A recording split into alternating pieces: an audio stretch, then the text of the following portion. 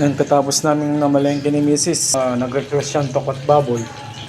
Kanina nilaga natin yung baboy, yung tokwa. Yan.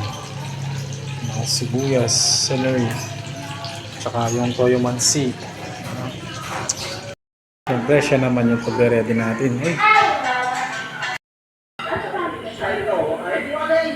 That's me darling, that's me darling. Look into my eyes, tell me what you see. Tokwat baboy, aking ni-ready. Ano?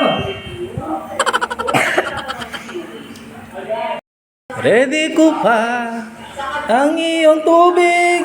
Sana all. Mga nakani, mga nakani. Yahoo! Love you. Eat well. Sabi man, manitsaka ka niyan eh. Sarap. Manitsaka ka niyan eh. Saan mo nga niyan ha? Saan mo nga niyan?